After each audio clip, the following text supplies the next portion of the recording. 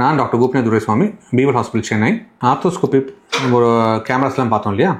So இந்த ஆர்த்தோஸ்கோப்புக்கு வயது வரம்பு ஒன்றும் கிடையாது. யார் யாருக்கு பண்ணணும்னு வயது வரம்பு கிடையாது.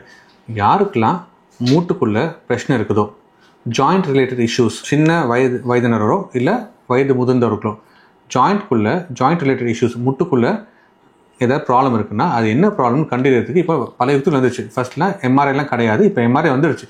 எம்ஆர்ஐ ஸ்கேன்லாம் பண்ணி பார்த்த பிறகு ஜாயிண்டில் இந்த பர்டிகுலர் ஒரு பிரச்சனைனால தான் இந்த வலி வருது, இல்லை இந்த பிரச்சனை இருக்குதுன்னு சொன்னால் அதை மட்டும் நிவர்த்தி பண்ணுறதுக்கு தான் இந்த கேமரா மூலிமா பண்ணுற அறுவை சிகிச்சைகள். ஆனால் அதுக்கு ஒரு சில வழி வரம்புகள் இருக்குது, ஆனால் வயது ஒரு வரம்பு கிடையாது. ஸோ இந்த ஆர்த்தோஸ்கோபி மூலம் பண்ணுற ப்ரொசீஜர் பார்த்திங்கன்னா ஆரம்ப காலகட்டத்தில் ஸ்போர்ட்ஸ் இன்ஜுரிஸ் மட்டும் பண்ணிட்டு இருந்தாங்க. ஓகேங்களா? இப்போ எக்ஸாம்பிள் பார்த்திங்கன்னா ஏசில் இன்ஜுரி ரொம்ப ரொம்ப காமனானது. ஸ்போர்ட்ஸ் பர்சன், ஃபுட்பால் பிளேயர்ஸு இல்லை கபடி பிளேயர்ஸு இவங்களாம் கீழே விழும்போது, இல்லை அத்லெட்ஸ்லாம் கீழே விழும்போது இந்த ஜவ்வுலாம் கிழிஞ்ச பிறகு மோஸ்ட் காமனாக கிழிகிற ஜவ்வு வந்து பார்த்திங்கன்னா ஏசிஎல், அதுக்கு அடுத்து பிசிஎல்ன்ற ஜவ்வு, அதுக்கப்புறம் மெனிஸ்கஸ் மாதிரி ஜவ்வுலாம் கிழியும். ஸோ ஸ்போர்ட்ஸ் ரிலேட்டட் இன்ஜுரிக்கு தான் இந்த மாதிரி ஆர்த்தோஸ்கோப் மூலிமா நம்ம ஆப்ரேஷன் பண்ணிகிட்டு இருந்தோம். இப்போ ரீசன்ட் காலகட்டத்தில் இந்த ஏர்லி ஒரு குறுகிய காலகட்டமோ இல்லை இளமை வயதிலேயே கொஞ்சம் முட்டு வலி உள்ள பேஷண்ட்ஸ் நிறைய பேர் வர ஆரம்பித்தாங்க. ஸோ அந்த மூட்டு வலிக்கான காரணத்தை கண்டறியும் போது அதில் மெனிஸ்கஸ்க்கான எக்ஸ்ட்ரூஷனோ, root tear or meniscal injury மாதிரி சில cushion related, shock absorb related injuries ஏற்படும் போது அதுக்கான தீர்வுக்கும் இந்த ஆர்த்தோஸ்கோப் மூலமா சரி பண்ண முடியுங்கிறது நம்ம உணர்ந்ததுனால இப்போது மூட்டு தேய்மானம் இல்லை மூட்டு தேய்மானத்துக்கு முந்தைய காலகட்டத்தில் தேய்மானத்துக்குரிய காரணமான இந்த மெனிஸ்கல் இன்ஜுரிக்கான விஷயத்துக்கு கூட நம்ம இந்த ஆர்த்தோஸ்கோப் பண்ணலாம். ஸோ இப்போ ஆர்த்தோஸ்கோப்னு பார்த்தீங்கன்னு சொன்னால் இந்த கீஹோல் சர்ஜரிஸ் எல்லாமே பார்த்தீங்கன்னா வழக்கமாக பேஷண்ட் வந்து ஹாஸ்பிட்டல் அட்மிட் ஆவாங்க.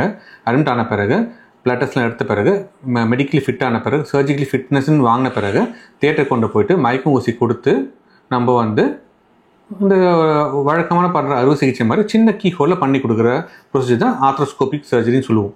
அது ஸ்போர்ட்ஸ் சர்ஜரியாக இருக்கலாம், இல்லை ஜாயிண்ட் ப்ரிசர்வேஷன் சர்ஜரியாக கூட பண்ணலாம். இப்போ அதுலேயே பார்த்தீங்கன்னு சொன்னால் அந்த ஆர்த்தோஸ்கோப்போட சின்னதாக ரொம்ப ரொம்ப மெல்லிய நீடலோட வந்த நானோஸ்கோப் தான் இப்போ ரீசெண்ட் டெக்னாலஜி. நம்ம ஏற்கனவே காமிச்சோம் நானோஸ்கோப்.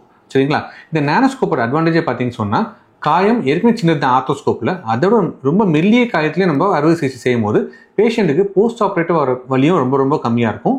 அண்ட் மோர் எஃபிஷியன்ஸும் இந்த ஸ்கோப்புக்கு ரொம்ப அதிகம். ஏன்னா மூட்டு பகுதியில் ஒரு கேமரா போகிறது ரொம்ப ரொம்ப கஷ்டமான செயல்.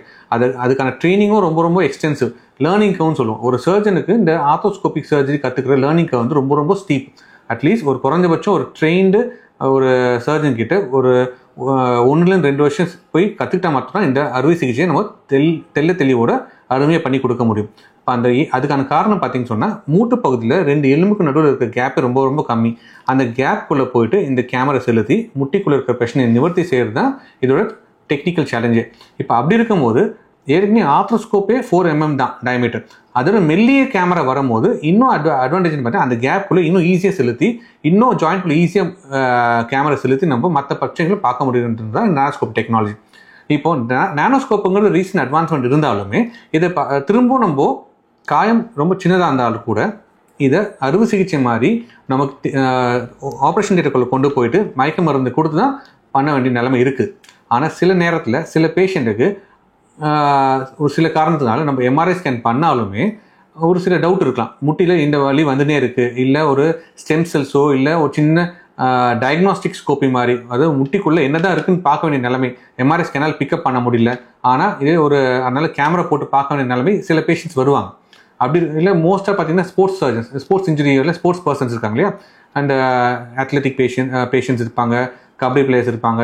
அவங்களுக்கு ஒரு டோர்னமெண்ட் இருக்கும், ரீசெண்டாகவே ஒரு குறுகிய காலகட்ட டோர்னமெண்ட் இருக்கும். பட் அவங்க ஜாயிண்டில் வலி இருக்கும், அதனால ஜாயிண்டில் ஏதாவது லூஸ் பாடிஸ் இருக்கலாம், இல்லை லிகமெண்ட் இன்ஜுரிஸ் இருக்கலாம். ஸோ அந்த மாதிரி பேஷண்ட்ஸு அட்மிட் பண்ணி அவங்க ப்ராக்டிஸ்லாம் ஸ்டாப் பண்ணி ப்ரொசீஜர் பண்ணுறதுக்கு பதிலாக இப்போ இந்த நானோஸ்கோப்பியோட டெக்னாலஜினால அவங்கள வைட் அவேக் ப்ரொசீஜர் பண்ணிக்கலாம். வைட் அவேக் ப்ரொசீஜர்னு பார்த்தீங்கன்னா அவங்க பேஷண்ட் முடிச்சுட்டு தான் இருப்பாங்க. ஒரு டே கேர் மாதிரி பேஷண்ட் யாராலும் ஹாஸ்பிட்டலுக்கு வரலாம்.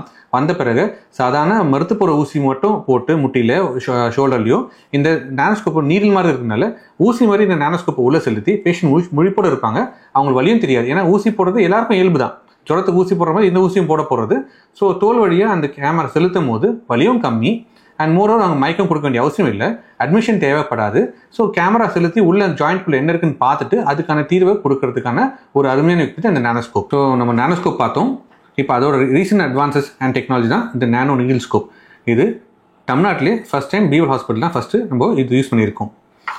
இதுக்கான இந்த நானோஸ்கோப்பும் நானோ நீடில் ஸ்கோப்புக்கான டெமோவும் லைவ் டெமோவும் அடுத்த வீடியோவில் பார்க்கலாம். வணக்கம்.